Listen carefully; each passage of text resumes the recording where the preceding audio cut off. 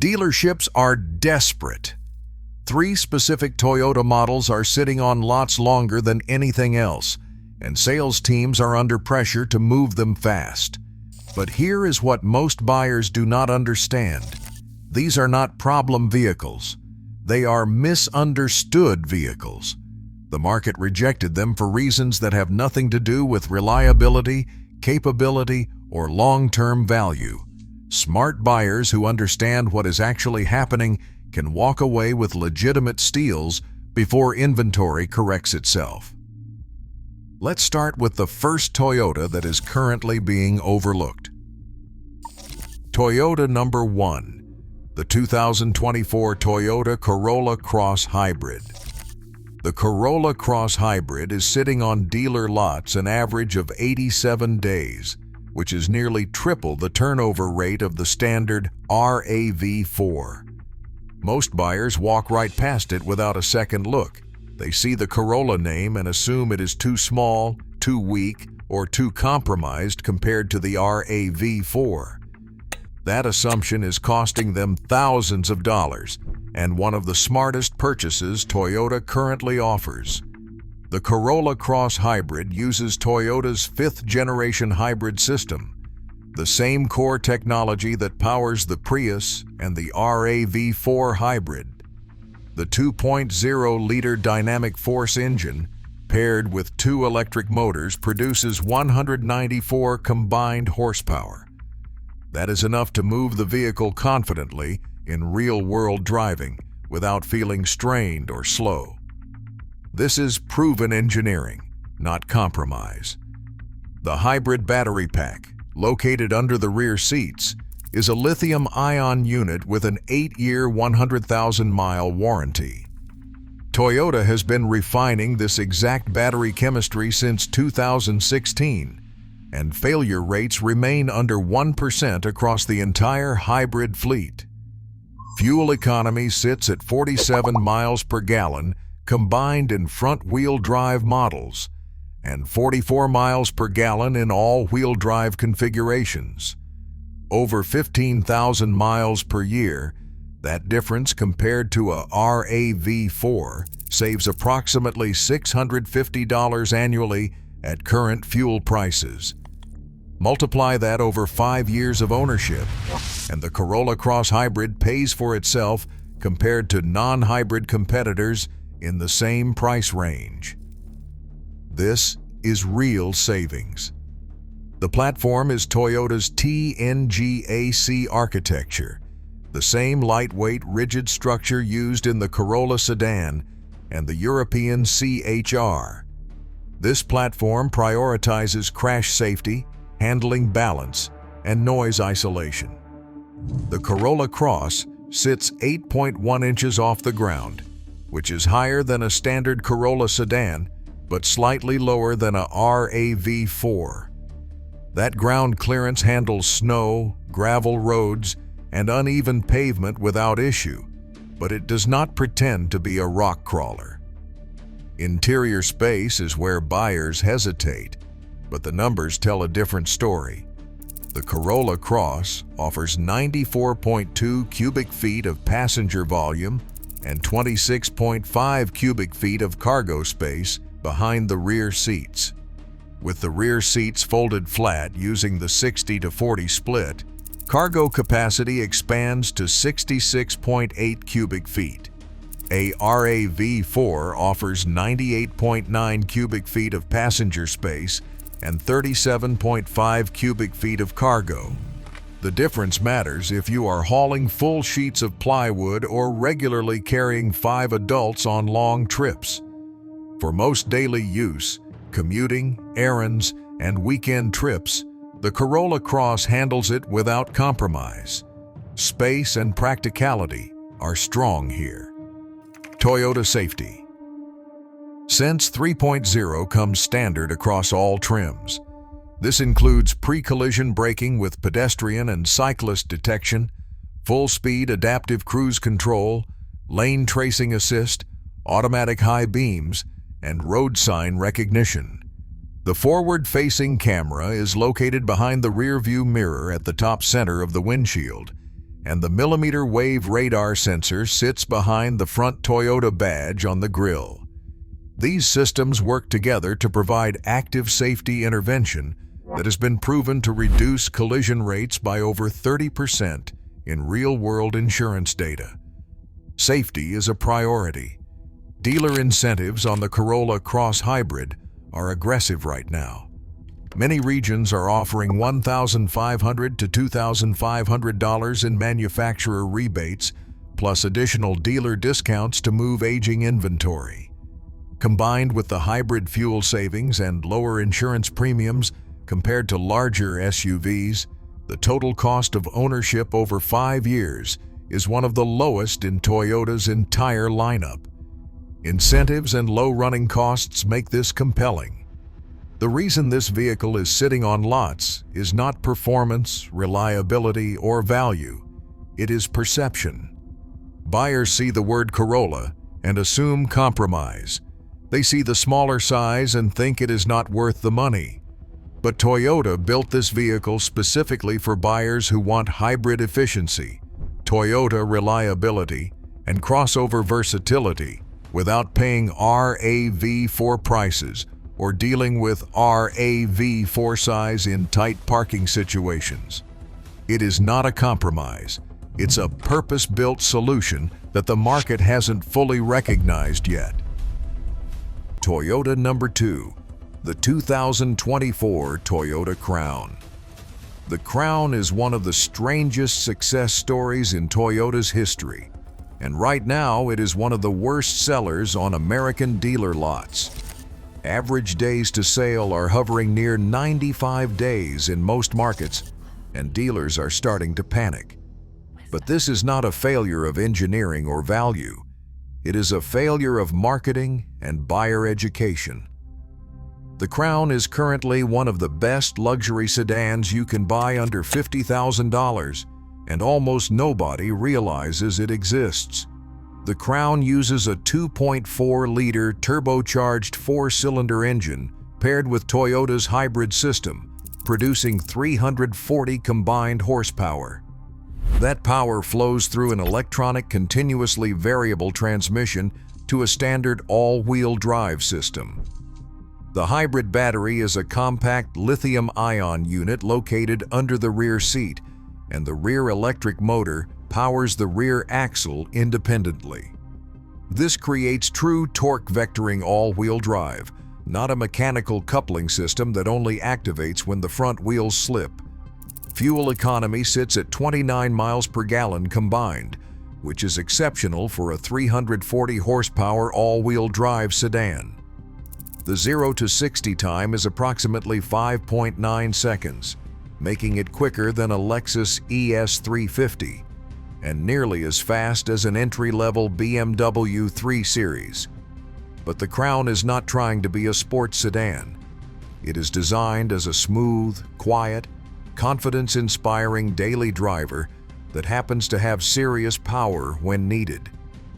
The suspension uses McPherson struts up front and a multi-link independent setup in the rear. Adaptive dampers come standard on higher trims, adjusting firmness in real time based on road conditions and driving style. The ride quality is softer than German competitors, but firmer than a Camry or Avalon. Toyota tuned it to isolate road imperfections without feeling disconnected or floaty.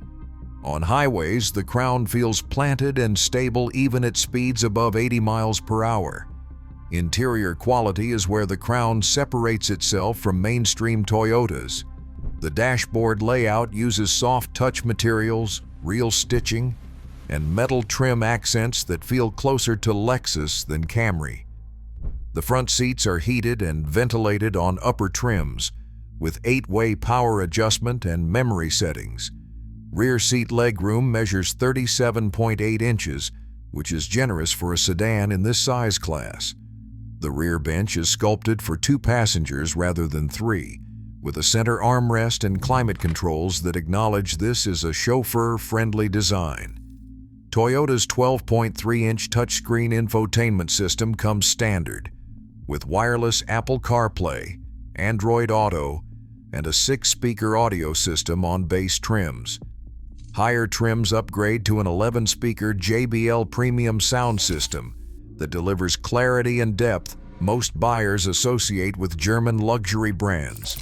The digital gauge cluster measures 12.3 inches and can be customized to display navigation, audio, or hybrid system flow in real time. Toyota safety. Sense 3.0 is standard, with the same sensor suite used across Toyota's lineup. The Crown adds rear cross-traffic braking, which actively stops the car if a vehicle or pedestrian is detected while reversing. Blind spot monitoring with rear cross-traffic alert is also standard, using radar sensors embedded in the rear bumper corners. The Crown's biggest problem is identity confusion. It is not a Camry replacement, even though it is priced near loaded Camry models. It is not a Lexus, even though the interior quality and powertrain are Lexus grade. It is not an Avalon successor, even though it fills that role dimensionally. Toyota tried to position it as something new, and American buyers do not know where it fits. That confusion is creating opportunity. Dealer incentives are climbing fast. Some regions are offering $3,000 to $4,000 in combined rebates and dealer discounts. Lease rates are dropping to levels that make the Crown cheaper per month than a loaded Camry XSE. Because inventory is aging, trade-in values are staying artificially high as dealers try to stimulate any movement. If you want a comfortable, powerful, fuel-efficient, fully loaded sedan with Toyota reliability and near Lexus refinement, the Crown is currently the best value in Toyota's lineup. It is not rotting because it is bad. It is sitting because buyers do not understand what it is. Toyota number 3. The 2024 Toyota Sequoia. The Sequoia is a 5,700-pound, 3-row SUV that can tow 9,520 pounds and seat up to 8 people. It is one of the most capable family haulers Toyota has ever built. And right now, it is sitting on dealer lots longer than almost any other vehicle in the segment. Average days to sale are pushing past 100 days in some markets, and dealers are offering aggressive incentives to move them before 2025 models arrive. The Sequoia uses a 3.5-liter twin turbocharged V6 paired with Toyota's hybrid system, producing 437 combined horsepower and 583 pound-feet of torque. That power flows through a 10-speed automatic transmission to a standard 4-wheel drive system with a 2-speed transfer case. The hybrid battery is a 1.87 kilowatt-hour nickel metal hydride unit located under the rear cargo floor. It is not designed for electric-only driving. It is designed to boost acceleration, improve fuel economy, and assist the engine under heavy load. Fuel economy is 19 miles per gallon combined, which is significantly better than the old 5.7-liter V8 that returned 13 to 15 miles per gallon in real-world use. Over 15,000 miles per year, that difference saves approximately $1,200 annually at current fuel prices. For families that actually use the Sequoia's towing and hauling capability, that savings is real and measurable. Towing capacity maxes out at 9,520 pounds when properly equipped, which is enough for most travel trailers, boat trailers, and car haulers.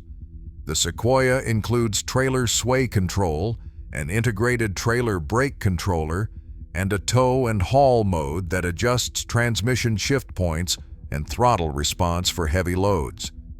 Payload capacity is 7,280 pounds, which handles camping gear, luggage, and sports equipment for large families without issue. The interior is where the Sequoia justifies its price. The front seats are heated and ventilated on higher trims, with 10-way power adjustment and memory settings. Second-row captain's chairs are available, reducing seating to 7, but adding comfort for long trips.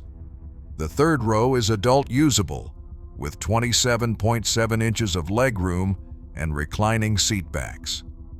Cargo space behind the third row measures 22.3 cubic feet, expanding to 49.6 cubic feet, with the third row folded, and 120.1 cubic feet with both rear rows folded flat. Toyota's 14-inch touchscreen infotainment system comes standard on most trims, with wireless Apple CarPlay and Android Auto, and a 12-speaker JBL premium audio system. The digital gauge cluster measures 12.3 inches and displays towing metrics, hybrid power flow, and off-road angles in real time. Rear seat entertainment is available as an option, with dual 11.6-inch screens mounted on the front seatbacks.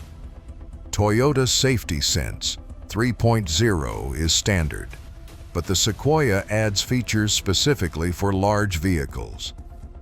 Rear cross-traffic braking, blind spot monitoring with trailer detection, and a surround view camera system with front, rear, and side views help manage the Sequoia's size in tight spaces.